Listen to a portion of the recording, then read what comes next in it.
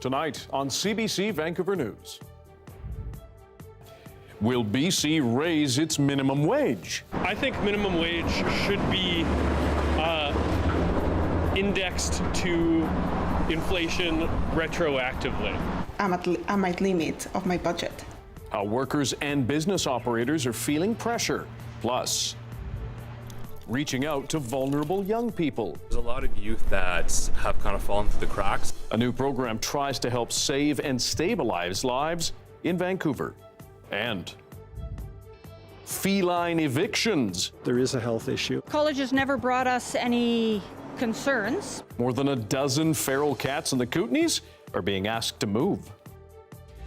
This is CBC Vancouver News.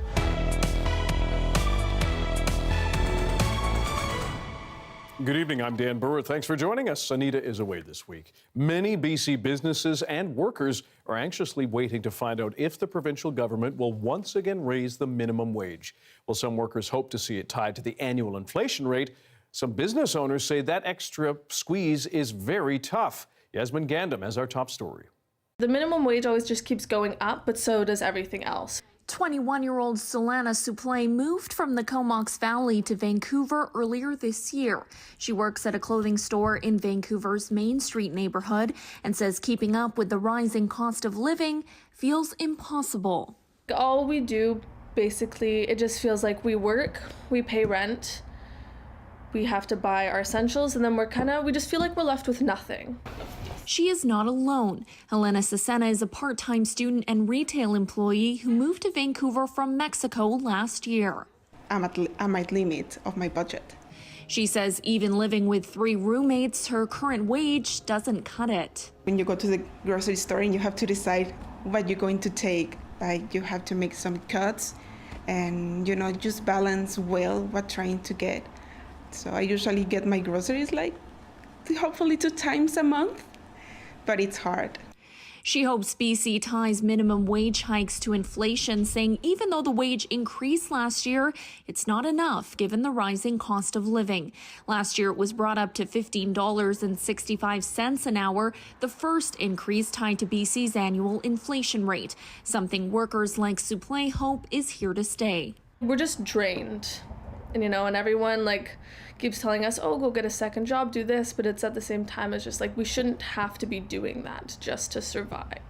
People we spoke to in Vancouver agree. I definitely think it should be increased. I mean, we've, at where I work as well, I'm in management there, so we've had to increase all the wages. I think minimum wage should be indexed to inflation retroactively.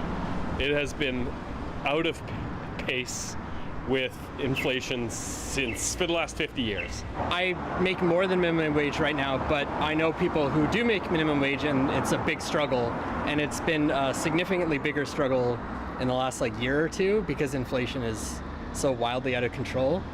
CBC reached out to the BC government for comment but did not hear back. BC currently has the highest minimum wage of any province, but it will be $1 less than the federal wage starting April 1st. Yasmin Gandam, CBC News, Vancouver. And we're going to have more on this discussion in just a few minutes. Coming up, live interviews from both sides.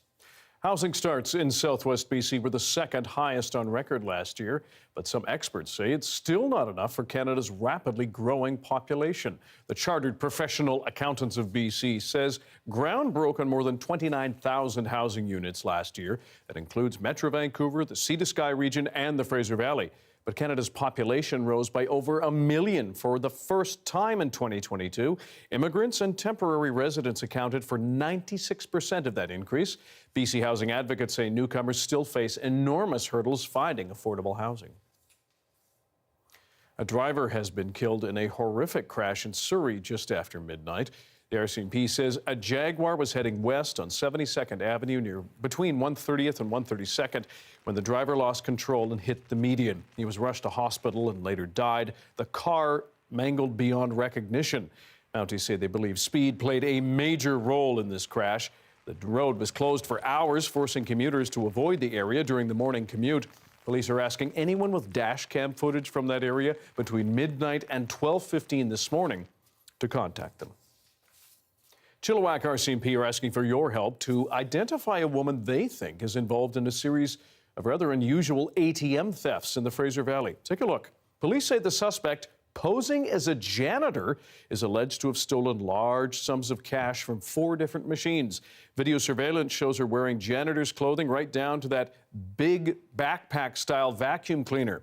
The investigation led to a search warrant at an address in Nanaimo.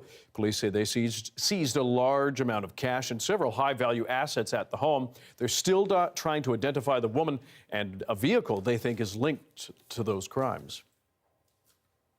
A new outreach program is helping vulnerable young people in Vancouver's downtown east side. Coastal Health says there's a high demand to support and protect at-risk youth. As Benit Breit shows us, the support means developing connections and trust on the ground.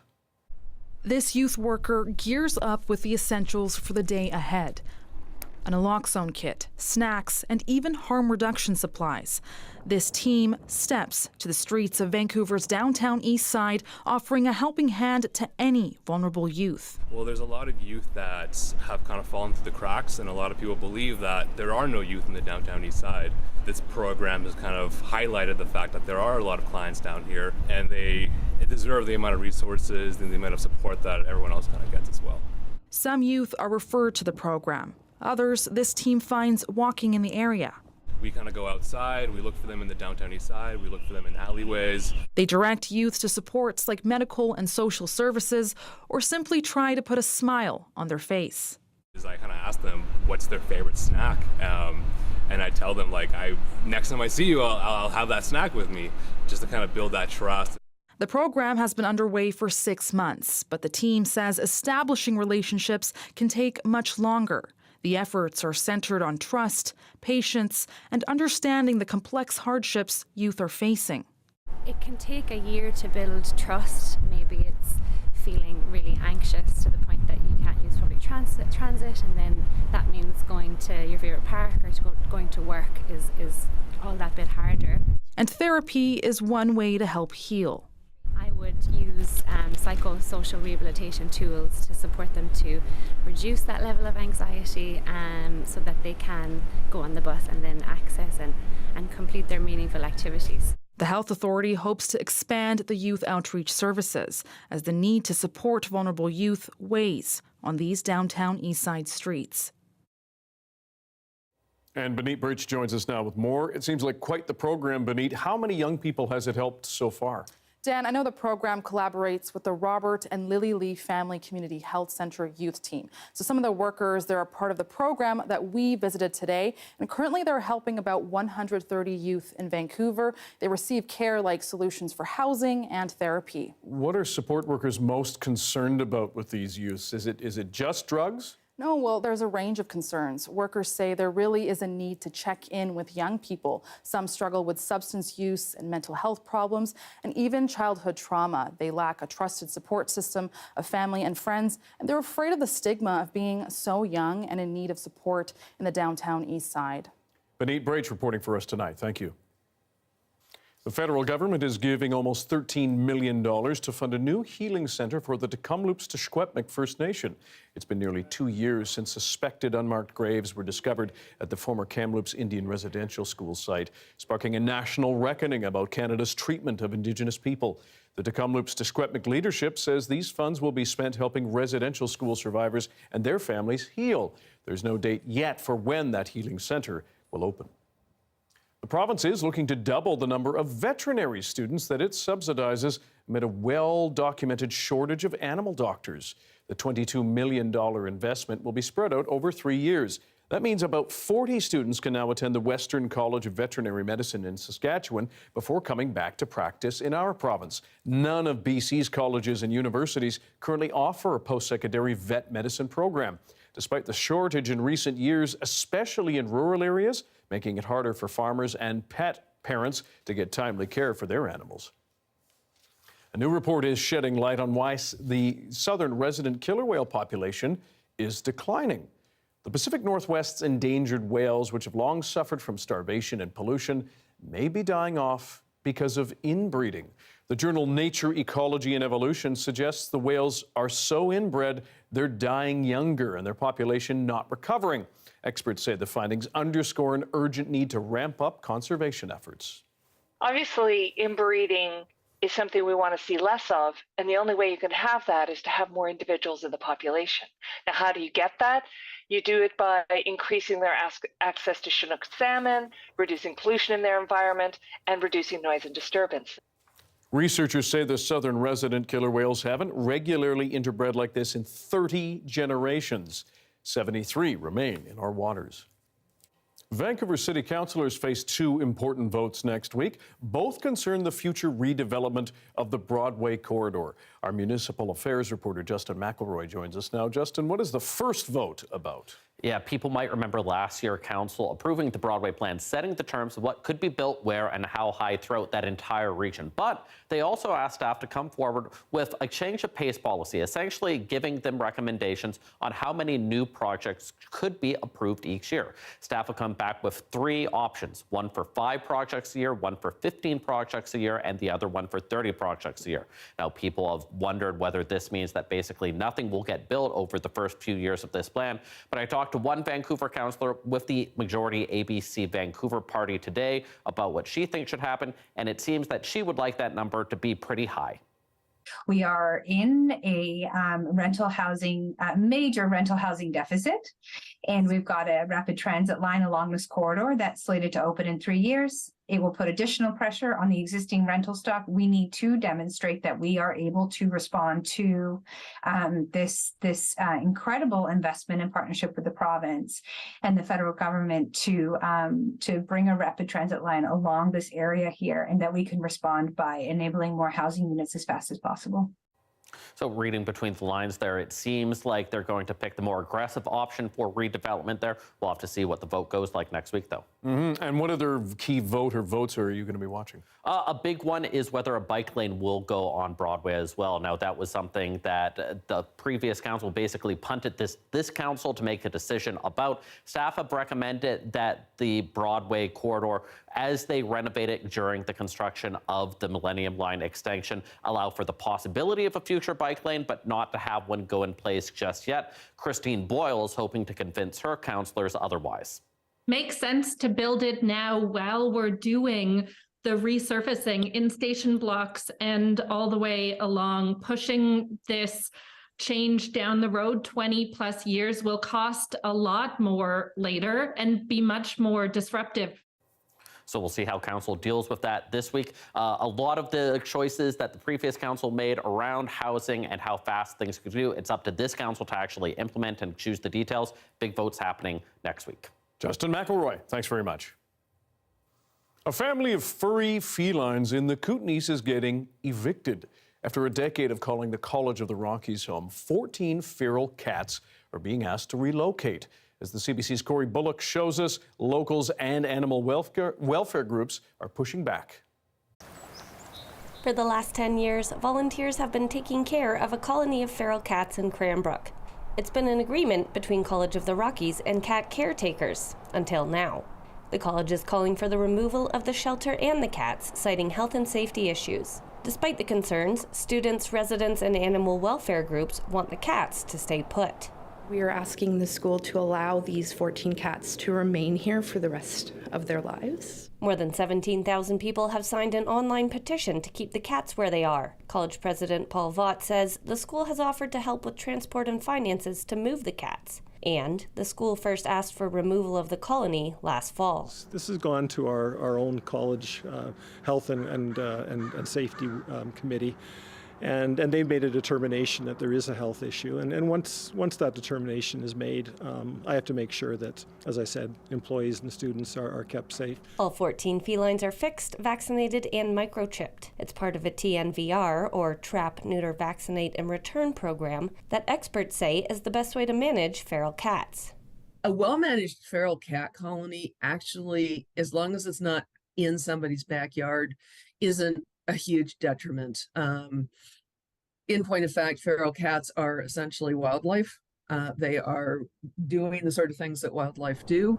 EK Cares, the group that looks after the cats, says they've exhausted all of their options. There's nowhere for these cats to go right now. I believe that you know, every cat needs a voice, and that's why we're here today, is to be that voice of these cats that can't speak up for themselves. The school says the cats have been an issue specifically for the automotive programs. In a statement to CBC, College of the Rockies said that instructors regularly have to clean out cat nests, feces, and urine, and in some cases, dead animals. The college has never brought us any concerns, because if they had, and they had reached out, then our colony caretaker would have addressed those concerns immediately. The college says they want to work with EK Cares to find a solution, even if that means moving the cats to a different location on college grounds. Corey Bullock, CBC News, Cranbrook.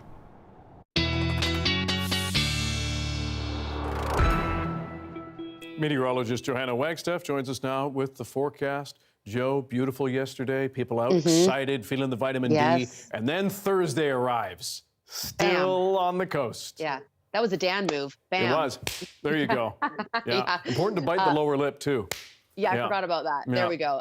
That is, in a nutshell, the action for today. The Pacific system moved in overnight last night, and we basically had a day of on and off showers. Let me take you to the radar right now, and you can see this general motion coming in from the southwest on the radar, where we're getting those yellows and oranges. That's the heavier downpours. So pockets of a bit of convection, meaning uplift. That's all thanks to this low pressure system that's sliding across the province. So if you were in the interior today, you saw the sunshine, you'll get these showers tomorrow. Temperatures also a little cooler than where we were at yesterday. We were hitting the teens, high teens, in fact, in places like Pitt Meadows. Now just a 5. What a drop as that basically cold front slides through. 8 in YVR. So temperatures a couple degrees below seasonal after being above seasonal. Now the showers will continue through the overnight and into tomorrow morning, Dan. Look at that. We're getting some sunny breaks through our Friday, and I see a lot more of the sun and the breaks as we head into the weekend. So I'll break that down coming up. That sounds great. Thanks, Joe. You're welcome. Back to our top story now. As businesses and workers await the BC government's decision on an increase to the minimum wage, some are calling on the province to reconsider tying wage hikes to inflation. BC's minimum wage right now is among the highest of all provinces at $15.65 an hour. The Greater Langley Chamber of Commerce says any increase will add pressure on certain businesses already hit hard by the pandemic. Advocates say rising wages are actually necessary to help minimum wage earners. Now, there is some tension on both sides. For more on this discussion, we're joined by Corey Reddickhoff, CEO of the Greater Langley Chamber of Commerce, and Anastasia French, the Provincial Manager of Living Wage for Families BC. Thanks for joining us today. Anastasia, I want to start with you. How would a minimum wage increase, for example, if it's 7%, impact workers?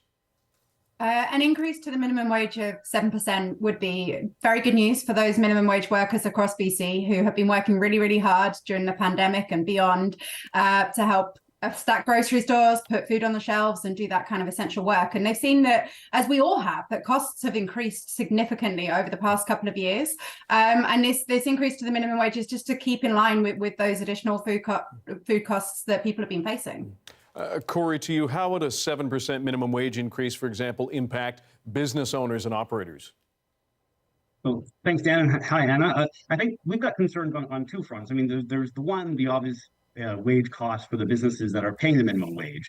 I mean, $1.07 an hour would be pretty sudden and significant of an increase to their labor costs. And in many instances, those businesses that pay the minimum wage are in industries that have tight margins and high labor needs, making that impact even deeper. And often those are in the sectors, I'm thinking hospitality, accommodation, tourism, that have been the hardest hit during the pandemic. So it's kind of a double whammy there. But even beyond that, which is the obvious piece, the other less obvious is the second concern would be the broader inflationary impact this kind of increase would have as it cascades itself through the wage scale.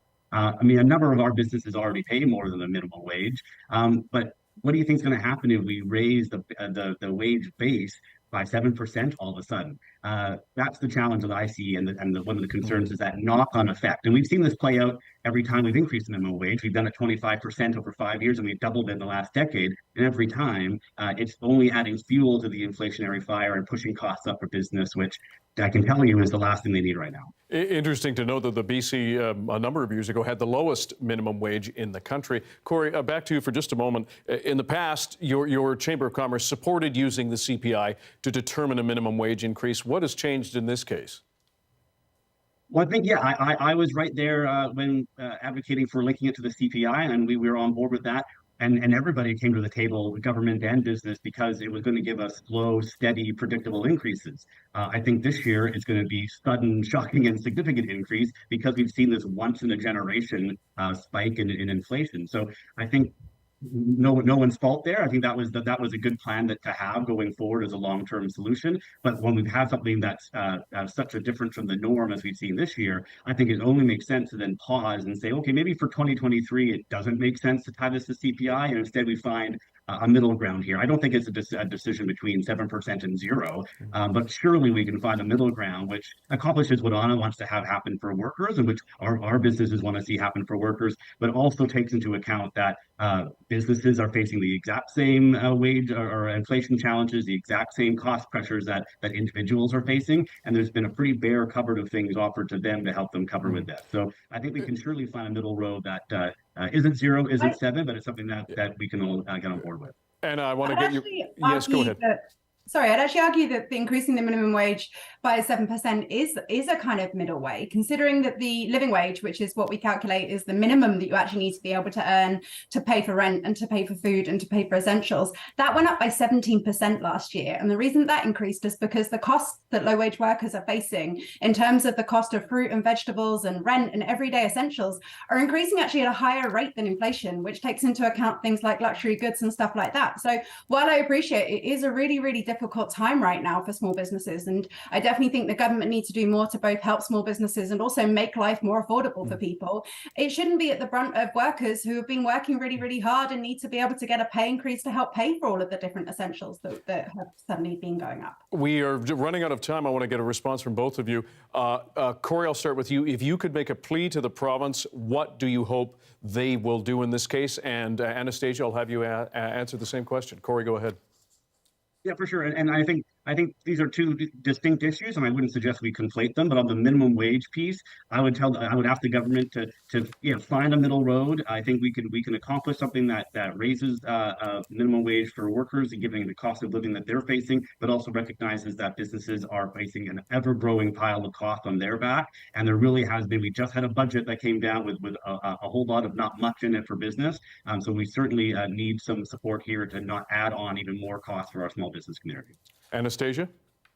Absolutely help small businesses, but the majority of people who are earning the minimum wage in the province are actually working for large companies, and these companies who have been raking in profits and doing really, really well. So I think that we need to increase the wage for those workers to make sure that they can pay for rent and pay for food and pay for all of the different essentials, while at the same time helping small businesses with all the challenges that they've got going on right now. And also looking at what we can do to make life more affordable. What can government do to bring down the cost of housing, bring down the cost of food, and make it so that inflation isn't rising at the rate that it is, and also that costs are coming down.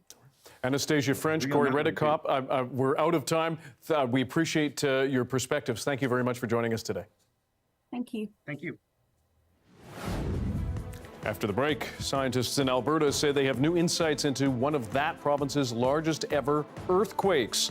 We'll take you inside the potential cause after this. Hello to everyone watching our commercial-free live stream tonight. Thanks for being here. Some high school students in Quebec recently spent their lunch learning some tricks and tips from one of the Harlem Globetrotters. Maxwell Hops Pierce was in town ahead of their visit to Montreal at the end of the month. Kwabena Oduro caught up with the students and challenged Pierce to a little competition. Christian Rule Taylor now has bragging rights. Even though I might think I'm the shortest guy, if I could score on one of the Globetrotters, I could do some, you know? I've done this with 68 schools. Maxwell Hops Pierce stopped by Burling Academy. The Harlem Globetrotter showed students some of his tricks, how to dribble, pass, spin the ball on their fingers, and even some one-on-one. You gotta take that leap of faith. And shared some words of wisdom. There's more to me than just basketball. I have other interests and passions, and I want to inspire them to pour time into that and cultivate those things, because you can't dribble forever. And for all you know, this could be a tool or a door opener to get you into something else that you like. It has been for me. While some students are fascinated by Pierce's basketball skills, others are taking his guidance to heart. I mean, it's not a sprint, it's a marathon. You know, and like how to just take it easy in life, you know. Go one step by next step. Not everything's gonna happen right away, but if like you really want something to, like you're really passionate about it, then keep on doing it. So I'm going to challenge Hops to a trick shot competition. Let's see how that goes. There we go. That's good.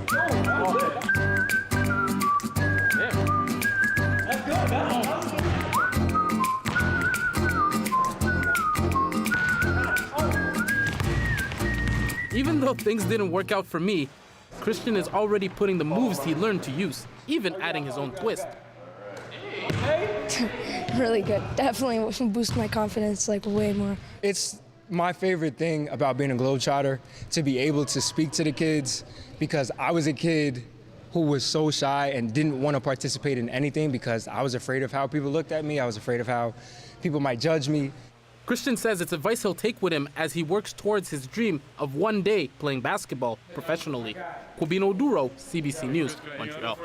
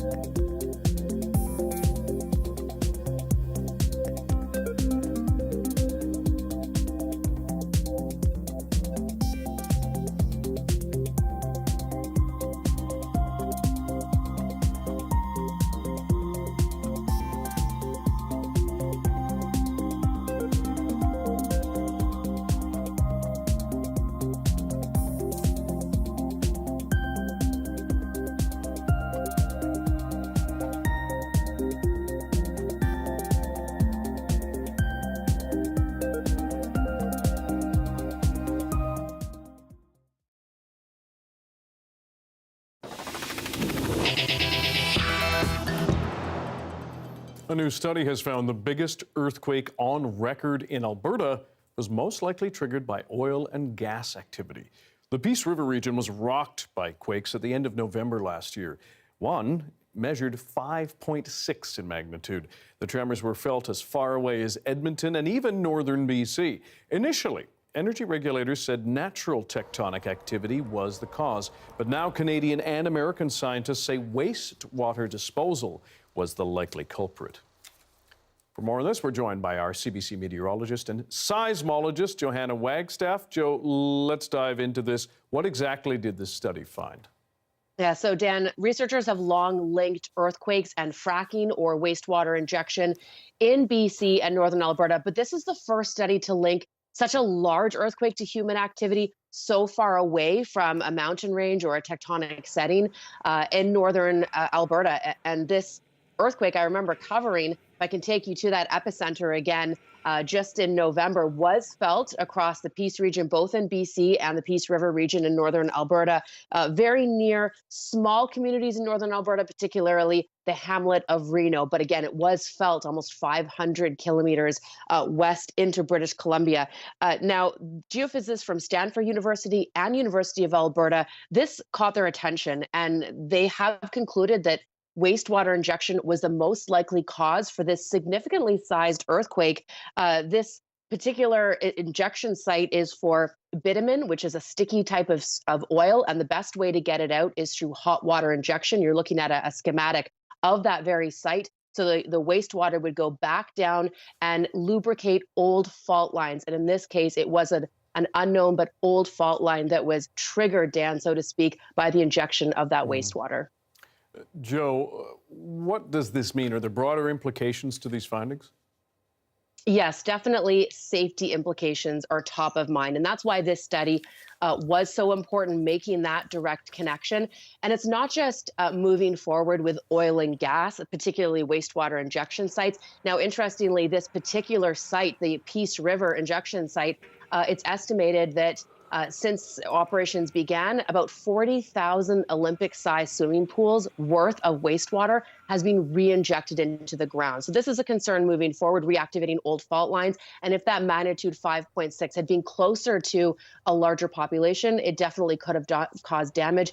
But it's also a concern for CO2 disposal. And as we see more CO2 being stored underground to mitigate climate change, this is also a concern. So the researchers say coming out of this study, more seismic monitoring stations are needed near these kinds of sites to help us understand the mechanisms better moving forward. All right. CBC's Johanna Wagstaffe in North Vancouver. Thanks for your time, Jo. You're welcome.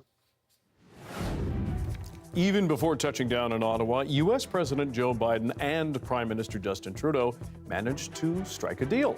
More on the arrangement and what it means for asylum seekers. That story's next.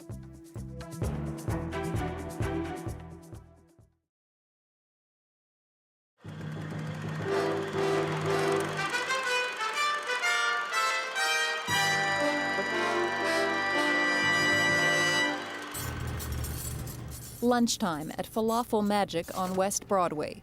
Busy as usual for the Taha family, but not nearly busy enough to distract them from their growing fears over the fate of their family back home in Iraq.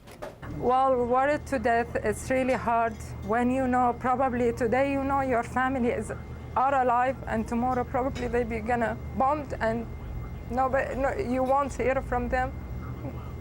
It's hard. I'm sorry. I'm sorry if I'm crying. But it's your family, your friend. Your life is over there.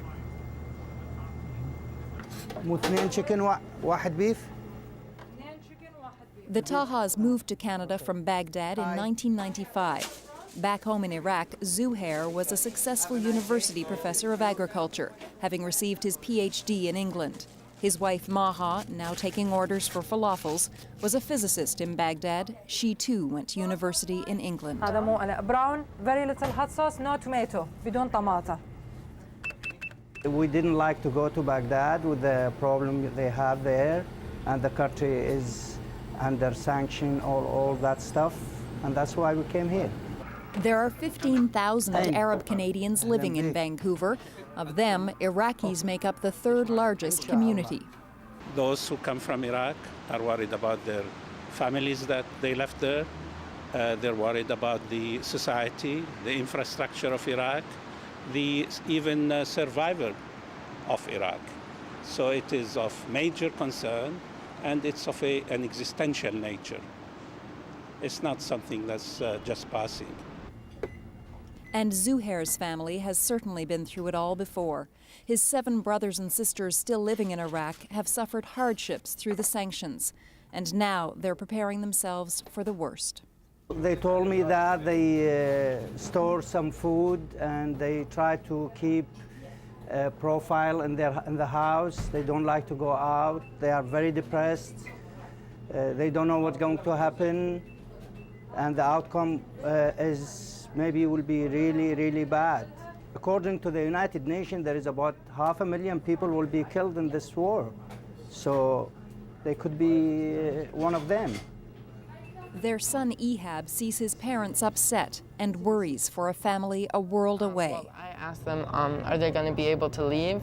Well, it's not that, my father told me it's not that easy for them. Last Persian Gulf War, they did leave Baghdad because it's so it's not safe there, but this one I'm not exactly sure because the government is my father said, very strict, and it's very hard for them to leave a place where they've been living for generations and stuff.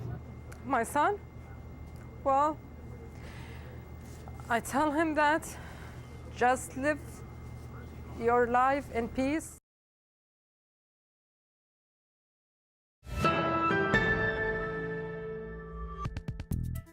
U.S. President Joe Biden is in Ottawa tonight for his first official visit to Canada since being elected.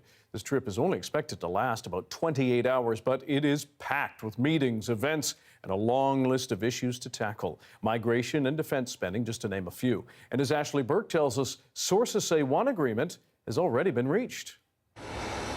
For the first time in years, a U.S. president arriving in Ottawa. Joe Biden was first greeted by dignitaries and the Governor General, then headed off to Rideau Cottage to meet with Justin Trudeau. A friendly visit, but even friends have challenges to work out. And before Biden even arrived in the capital, Radio Canada learned the two countries already struck a deal. I hope it's a positive sign of what's to come. Asylum seekers are at the center of the new arrangement. Sources say it's a change to the Safe Third Country Agreement. Law enforcement on both sides of the border will be able to turn back migrants if they cross illegally. We don't know what is being proposed exactly. There's some signals that there's a solution. If the solution solves a problem, it's something we're open to. The problem most acute in Quebec at Roxham Road, where there's a surge in asylum seekers entering from New York. Sources say irregular crossings like this will now be shut down, though some worry what that could mean. I think it's very likely that those who are already traveling, if Roxham Road is no longer available, will either hire smugglers or make the decision to try to cross the border at other points of entry that are less accessible and more dangerous. Sources say as part of the deal, Canada has agreed to accept 15,000 migrants from the Western Hemisphere. The U.S., meanwhile, is pressing Canada to help stem the flow of asylum seekers from Haiti by leading a mission there to combat spiraling gang violence. Trudeau so far resisting. Haiti is a quagmire, and even if we were to send all of our Canadian armed forces there, I'm not sure that we would be able to stabilize a country which is essentially a failed state. Biden and Trudeau have much more to discuss, including China. The Liberal government getting pummeled over allegations of Chinese government meddling in Canadian elections. And after a Chinese spy balloon flew over the U.S. and Canada, the Americans are looking for Canada to spend more on defense and move faster to update NORAD. Ashley Burke reporting from Ottawa tonight. Still in the capital, allegations of foreign meddling in Canada's elections have been linked to a federal Liberal MP. In a surprise move, though, Toronto MP Han Dong has left the party caucus while he defends himself against the accusations. The CBC's Rafi Boudjikanian has more on the alleged Chinese government interference. The Honourable Member for Don Valley North. Mr. Speaker. Han Dong is still an MP, but not as a Liberal member of caucus for the next while. Media reports today quoting unverified and anonymous sources have attacked my reputation and called into questions my loyalty to Canada. Let me be clear. What has been reported is false, and I will defend myself against these absolutely untrue claims. Those claims come from Global News, stating in February 2021 Han Dong had a conversation with a Chinese consular official to allegedly advise Beijing against freeing two Canadians, Michael Kovrig and Michael Spavor, from jail, because their release would be helpful to the Conservatives. CBC News has not verified the allegation. The intelligence services that came up with this information to the media would have told the Prime Minister. When did they tell him? Bringing back the two Michaels, Michael Kovrig and Michael Spavor, was the utmost priority of this government, of all members of this House. Dong's challenge in proving the allegations against them false could well be insurmountable, says this former intelligence official. It's not clear whether this allegation is even true or what the source of the allegation was. It could, for example, be something that was reported by a human source. And in that case, you have no way of checking that until you can either interview somebody else or find another source to collect that information. While the face-off between Liberals and the political opposition over a public inquiry continued. Mr. Singh. The NDP's motion pushing for one passed after it was endorsed by all parties except the governing Liberals. The Liberals for now have said they want to give the special rapporteur they've appointed 2 months to decide whether to recommend a public inquiry, and the motion today is non-binding, though it keeps adding to the pressure. Even Dong himself voted for it, his first move as an independent MP, placing the ball in his former caucus's court. Rafi Boudjikanian, CBC News, Ottawa.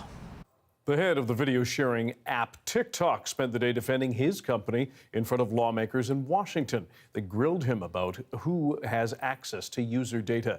And as the CBC's Magda Gabriselassie explains, there are growing global concerns about the app's parent company.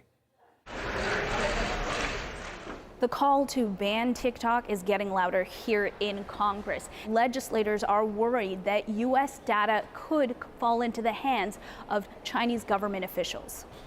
You are here because the American people need the truth about the threat TikTok poses to our national and personal security. TikTok collects nearly every data point imaginable, from people's location to what they type and copy, who they talk to, biometric data, and more. TikTok's CEO said that ByteDance is not an agent of China or any other country, and he talked about the ways that the app is trying to secure U.S. user data. 60% of the company is owned by global institutional investors, 20% is owned by the founder, and 20% owned by employees around the world. ByteDance has 5 board members, 3 of them are American. The bottom line is this: American data stored on American soil by an American company, overseen by American personnel.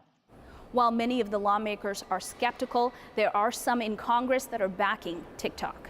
American social media companies have been used to facilitate harm in tremendous ways. So let's talk about federal legislation to ensure the safety and security of everyone who uses social media. He says what he's seeing is speculation and not evidence, but the U.S. Justice Department is investigating after ByteDance fired employees for accessing U.S. user data to conduct surveillance on journalists. Meanwhile, TikTok is banned on federal devices, and the Biden administration is threatening an all-out ban on TikTok if ByteDance does not sell the app. The Chinese government, meanwhile, firmly opposes that. Magda Gabriselassie, CBC News, Washington. Zellers is now officially back in business in this country with the opening of a dozen stores in Alberta and Ontario today. Hudson's Bay hopes the brand will make a comeback, but as Sophia Harris reports, it may take more than fond memories.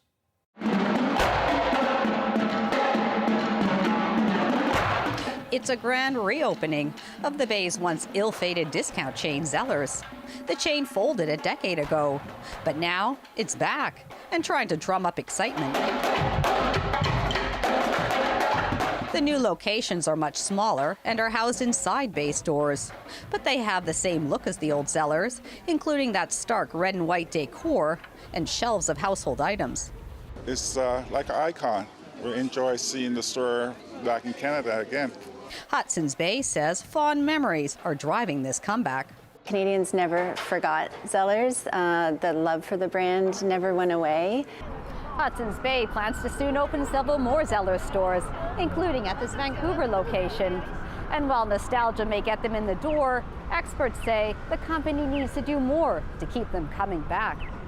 The only way it can do that is by delivering a very good value. So good prices, good products. If that's not the case, then the people will come in, check it out, and move on. Back in the day, Zellers was all about bargains. Zellers, where the lowest price is the law. But then the retailer lost ground to discount giants like Walmart. Since then, the competition has only gotten stiffer. So what does Zellers bring to the table this time round? We're design-led, style-forward, quality product at really low price. Now it's up to customers to decide if Zellers' comeback is worth it. I expected a little bit more expensive, but pillows for $12, that's pretty darn good. Hudson's Bay will assess customer response before deciding on an opening date for 13 more Zellers stores. Sophia Harris, CBC News, Vancouver. Ramadan Kareem, we are here at the Surrey Jamia Masjid where we are watching everyone prepare for the first iftar of the Ramadan holy month. We'll have more for you in just a few minutes.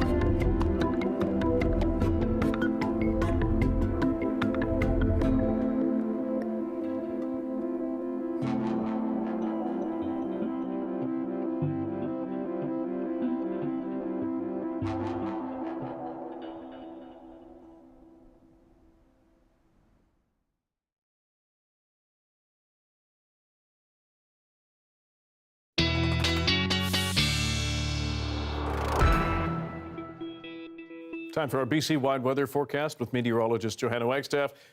But you actually want to go across this big country of ours to take a look at what's going on. Yeah, I thought we'd check in on the temperatures from coast to coast to coast. That time of the year where anything is possible in Canada, and we are getting a lot of it. Really?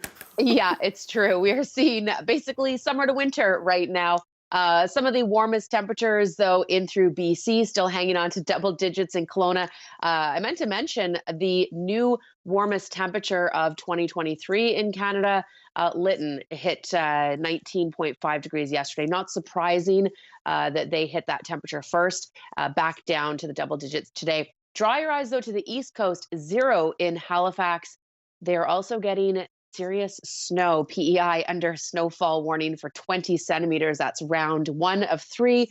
And Eastern Ontario and Southern Quebec, freezing rain was the story today. So yeah, something for everyone across the country. We've got rain moving in as we speak. That will continue through the overnight and into your Friday morning. But we'll see some more breaks as we head into Friday afternoon. Perhaps a few sprinkles on Saturday. More breaks than not on Saturday, and then all sunshine by the time we hit Sunday. So decreasing chance of showers over the next 3 days. Here's that total rainfall accumulation over the next 2 days. And you can see really just a 5 millimeter story for much of Metro Vancouver, more like 10 millimeters as we head out towards the valley, but not really talking a lot of heavy rain. If you look at the big picture pattern over the next few days, notice it's a lot of systems sinking from the north to the south, and that's why our temperatures are a little on the cool side as well. But as we head into early next week, we get back to high pressure. Now, if you're in the interior, I know you had that sunshine today, showers for almost everyone tomorrow, and then through the overnight in places like Kelowna, Cranbrook, Prince George, you might actually see those showers changing over to wet snow. So a couple more days of just that risk of showers. Sunday, things are looking to really clear out. And then we start to notice those temperatures warm back up to our seasonal of 10 and beyond, Dan. And beyond. And beyond, yeah. Pretty good looking week next week if you like sun and warmth. Well, between you and I, it's pretty good. Yeah, I thought you might say that. Yeah. Thanks, Joe. You're welcome. Today marks the first full day of Ramadan. Muslim families and friends are gathering soon to break fast, whether it be at home or around mosques in this province. And that is where we find our Zara Premji live tonight. Zara, first of all, Ramadan Kareem to you. What is happening at the mosque in Surrey there? Well, assalamu alaikum to you, Dan. Hello from the Surrey Jamia Masjid over here. What you can see happening beside me is hard work. Iftar, breaking the fast, is not even time for it yet, but we've already got all the women here cooking, cutting, chopping. We've got watermelons here. Oh, I could smell it all. You've got the pakoras on this side. I'll remind you, I'm also fasting, so it's very tempting being in here, but it's so beautiful to see everyone preparing and being together. Earlier, we were in the garage where they've got rows and rows of tables ready to serve everyone, because if you don't break it at home, why not break it in congregation with the entire community? All volunteers here preparing. You've got Quran recitation going on. You've got people excited to be here. I haven't seen so many people all together in a really long time, Dan. And you know, normally after you've fasted from sunrise to sunset, you want to break that fast. When you're having iftar, you want to have something sweet. Often you'll see dates or you'll see figs. So I'm also seeing a lot of sweet watermelon here. A lot of fun options. Sherbet, which is a pink milky drink. There are a lot of tasty options here to break the first day of Ramadan. Dan. And Zara, what happens the rest of the month? Yeah, very good question. There's a lot happening. So Iftar will take place every day for the next month, as Ramadan will take place for the next month. But then after that, there is a massive celebration. I know it's my grandpa's favorite part, which is Eid al-Fitr, which will be celebrated all together. Muslims across the world will come together celebrating this momentous day to mark the end of the holy month of Ramadan. And remember that the month of Ramadan, Dan, is not just about fasting. That's a very small portion. There's also the concept of giving, charity. There's also focusing on peace and coming close. It's getting close with God and the divine spirit. There are a lot of opportunities to connect with community as well as friends and everyone around you, and also teaching non-Muslim friends to take part. And I know that will be taking place a lot throughout the next month before we mark the ending with Eid. Dan. Zara Premji in Surrey tonight. Thanks very much for sharing. And you will see her tonight at 11 o'clock when she hosts our late local news. You're so cute. Hi there. Ever nervous about flying, getting worried you might miss your flight? Well, Calgary Airport is now offering passengers some comfort, a four-legged friend. Stick around.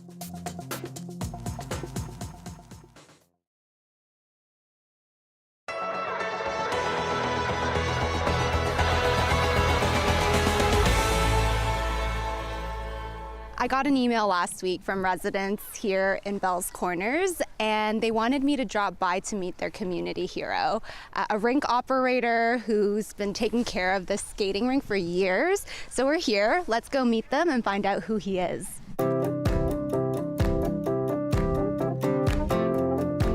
Alan's ice is so sweet you can eat off it. He's selfless. He gives himself to the community. He's very selfless. He's quite quiet. He's a humble man. Yes. Oh, he's very generous. Made us this beautiful rink that we can play on. He cleans, he helps us out. He was nice and he's kind enough to give us this place. And he's just always there. Every week he's there. It's very true that he has a fan club. We always cheer for Alan when he shows up. A lot of people have shared some really great words about Alan. I don't know who he is. We've never met him. He doesn't know, well, he didn't know we were here, but he's right behind me, so let's go see if he'll talk to us.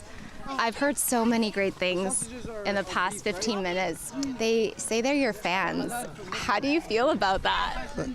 I appreciate it. Having everybody come out and enjoy themselves while they're here is very pleasing, so glad they appreciate it. I've sort of lost count. It's been at least 12 years I've been doing this. So I started helping somebody else.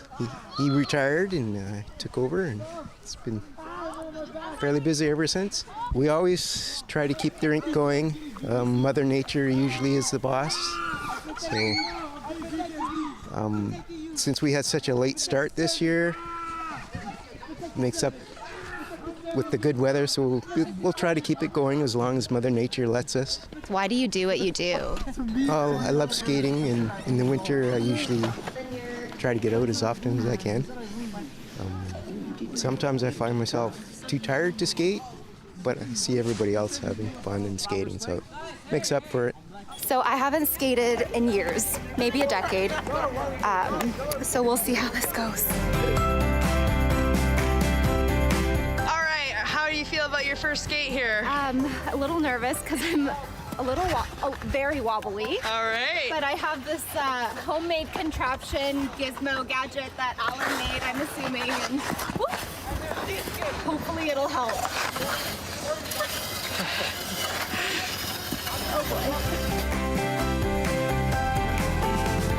No canal? No problem.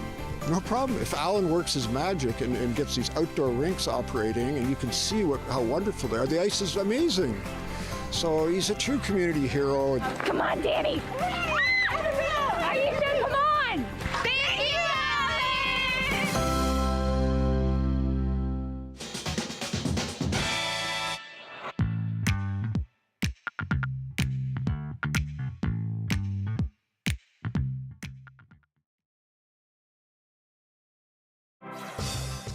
Hi, I'm Amy Bell, and here's what's in your CBC Vancouver inbox. On April 11th, join CBC Vancouver's Johanna Wagstaffe at the Alumni UBC webinar with Dr. Simard and her work on the Mother Tree Project. The focus is to connect First Nations, forestry companies, government, and academics to create resilient forests and stewards of the land.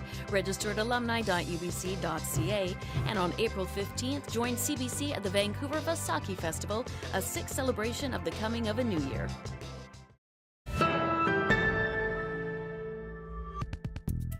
YVR's done it for years. Now Calgary's airport has enlisted a few furry friends to help ease the stress of air travel. And passengers say the four-legged friends have made traveling over this spring break a bit easier.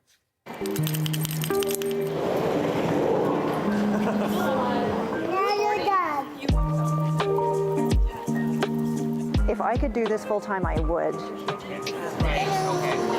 So why are they here? This is pet therapy.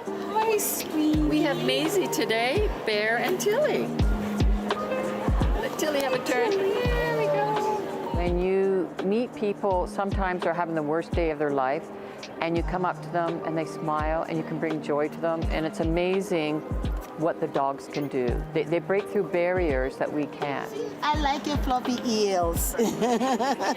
For me as a volunteer, I've just learned a lot about pet therapy and really how it can change an atmosphere or how it can help people.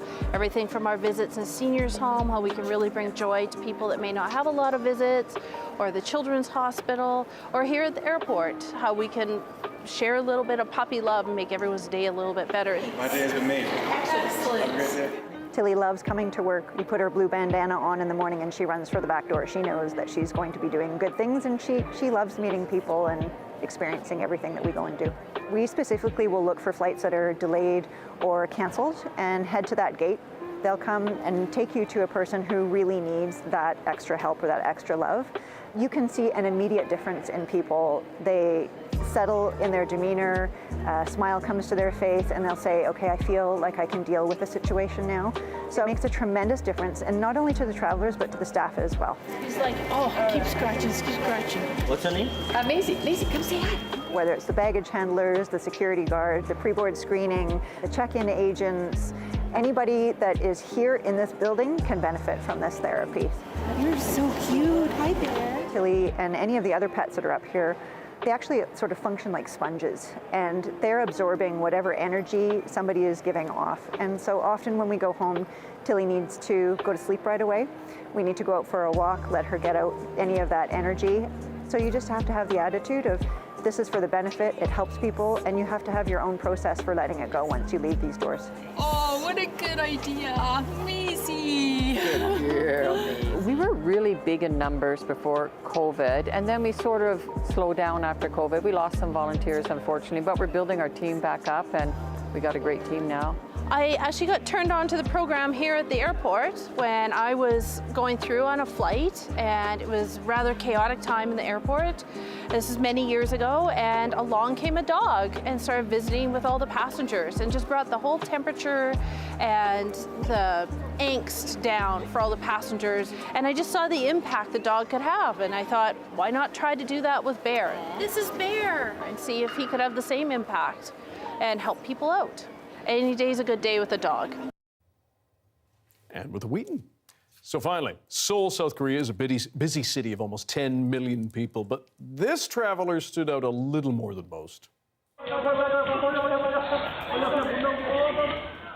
The stripes may be camouflage in the wild, but made the zebra pretty easy to spot in the city. Someone called the authorities eventually, and a team arrived, gave him a sedative, and took him home to a nearby zoo.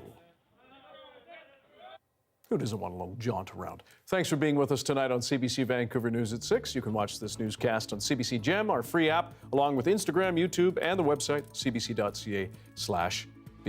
I'll see you next week. Good night.